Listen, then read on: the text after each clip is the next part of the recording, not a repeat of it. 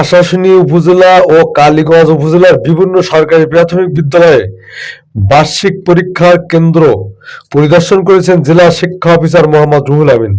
জানা গেছে, সরকারি প্রাথমিক বিদ্যালয়ে তৃতীয় প্রান্তিক মূল্যায়ন পরীক্ষা চলছে।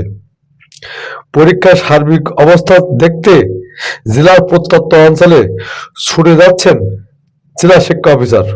তিনি প্রথমে আশাশুনি উপজেলার দুর্গাপুর ও মহেশপুর সরকারি প্রাথমিক বিদ্যালয় পরিদর্শন করেন।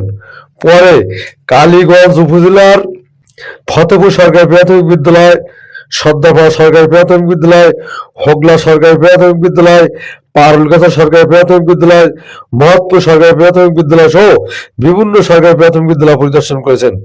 জেলা শিক্ষা অফিসার মোহাম্মদ রুহুল আমিন বিদ্যালয়ের পরীক্ষা কক্ষগুলো ঘুরে ঘুরে দেখেন, পরীক্ষার্থীদের সাথে প্রশ্নের বিষয়ে কথা বলেন।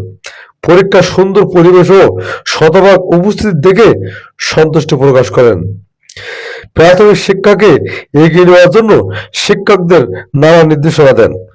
পরিদর্শন শেষে জেলা প্রাথমিক শিক্ষা অফিসার শিক্ষকবৃন্দ ও উপস্থিত অভিভাবকদের সঙ্গে কুশল বিনিময় করেন।